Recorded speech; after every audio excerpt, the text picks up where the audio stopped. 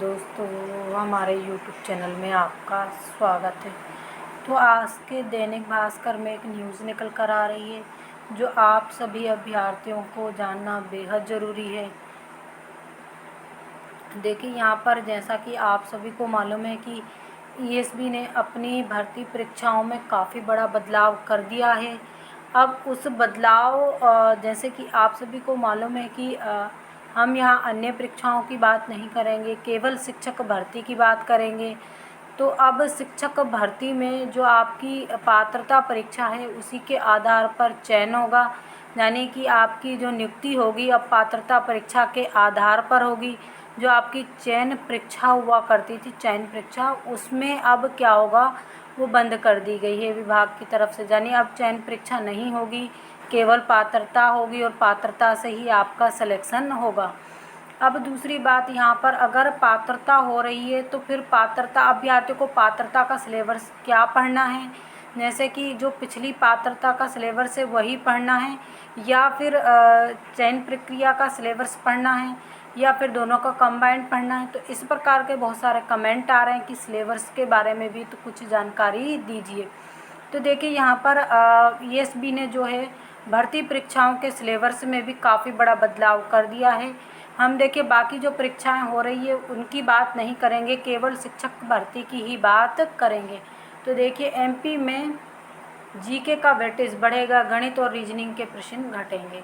देखिए, ESB भर्ती परीक्षाओं में बड़े बदलाव की तैयारी कर रहा है, जिसका फ़ायदा मध्य प्रदेश के मूल निवासी युवाओं को नए सिलेबस में मध्य प्रदेश सामान्य ज्ञान, राज्य व्यवस्था, शासकीय योजनाएं, प्रशासनिक भाषा को अधिक महत्व दिया गया है। गणित, तार्किक योग्यता का वेटेज कम किया गया है। भर्ती प्रक्रियाओं में चयन में के बाद बार बार नौकरी बदलने पर रोक लगाने के लिए भी UPSC की तर्ज पर नियम लागू करने की तैयारी की गई है। उम्मीदवारों को एक नौकरी ज्वाइन करने के बाद अन्य नौकरियों में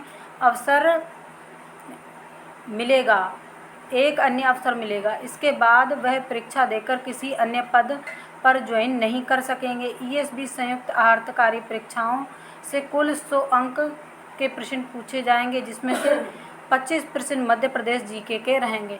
तो देखिए, ये आम सिलेबस की बात हो रही, जबकि अब हमें पढ़ना क्या है, जो आपकी शिक्षक भर्ती है उसके बारे में हम यहाँ पर जानेंगे। तो देखिए, यहाँ पर ये शिक्षक भर्तियों के बारे में कुछ दिया है। कमियों को दूर करने के टॉपिक भी जोड़े गए हैं। वर्तमान में उम्मीदवारों को नोट सीट, कार्यपालन, पत्राचार करने में परेशानी होती है। नए सिलेबस में प्रशासनिक भाषा ज्ञान को शामिल किया गया है। इसके तहत गद्यांश, व्याकरण, कार्यालयीन भाषा से जुड़े 25% पूछे जाएंगे। नहीं होगी शिक्षक चयन परीक्षा। अब शिक्षक पात्रता परीक्षा के आधार पर ही स्कूल विभाग मेरिट बनाकर नौकरी देगा। अलग से चयन परीक्षा आयोजित नहीं की जा रही। सिलेबस विशेषज्ञों की मदद से तैयार किया जा रहा है। अलग अलग परीक्षाओं में अलग अलग अभ्यर्थियों के लिए परेशान नहीं होना पड़ेगा, और राज्य शासन विभाग की तरफ से भी 2 महीने में भर्ती प्रक्रिया पूरी कर चयनित अभ्यर्थियों को ज्वाइनिंग देने का वादा किया जा रहा है। तो देखिए, सबसे पहली बात तो हम यहाँ पर ये देखेंगे कि सिलेबस की बात जैसे चल रही है तो क्या सिलेबस रहेगा।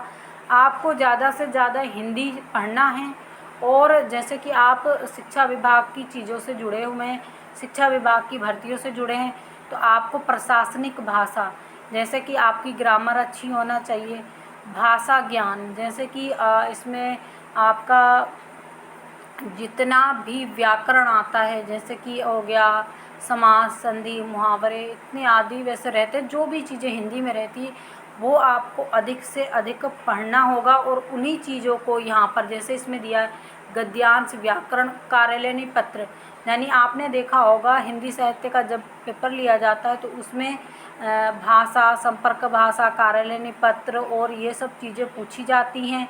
तो उसी प्रकार से अब वो सब चीज़ें क्या होंगी, चूँकि देखिए बाकी चीज़ों का वेटेज कम हो रहा है, तो किस चीज़ को ज़्यादा बढ़ावा दिया जा रहा है, हिंदी को।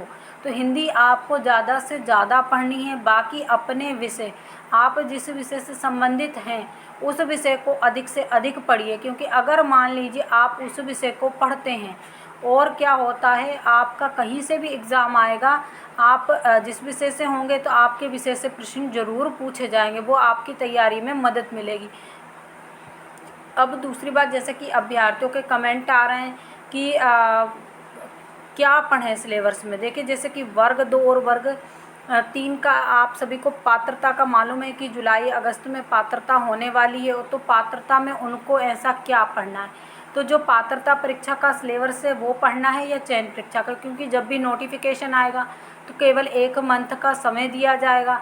तो देखिए, यहाँ पर आप लोगों को पात्रता का सिलेबस पढ़ना है और जो आपका विषय है, क्योंकि देखिए विषय में 120 अंक का प्रश्न पूछे जाएंगे, तो आप 120 मान लीजिए कोई भी परीक्षा होगी 120 की अगर नहीं होगी, जैसे आपका सब्जेक्ट का वेटेज 120 का नहीं रहेगा तो 100 अंकों का तो रहेगा, और 50 अंक, चूँकि पात्रता 150 अंक की होती है तो 50 अंक जो होंगे वो अलग चीज़ों के पूछे जाएंगे। बाकी आप हिंदी, अगर जिनका हिंदी विषय नहीं है वो हिंदी भी बहुत अच्छे से पढ़िएगा, क्योंकि हिंदी के सबसे ज़्यादा प्रश्न आने वाले हैं। जैसे मान लीजिए 150 का आपका प्रश्न पत्र आएगा तो उसमें से 25 प्रश्न आपके हिंदी के रहेंगे, बाकी आपके विषय के रहेंगे, और बाकी सब जैसे गणित, रीजनिंग। और दूसरी बात, आप जिस विषय से हैं उसकी पेडागोजी ज़रूर पढ़िएगा, यही आपका सिलेबस है। तो इसी प्रकार की जानकारी के लिए हमारे साथ जुड़े रहिए। जो लोग हमारे चैनल पर पहली बार विजिट कर रहे हैं प्लीज़ चैनल को भी सब्सक्राइब कर लीजिए। वीडियो को अधिक से अधिक लाइक कीजिए, शेयर कीजिए।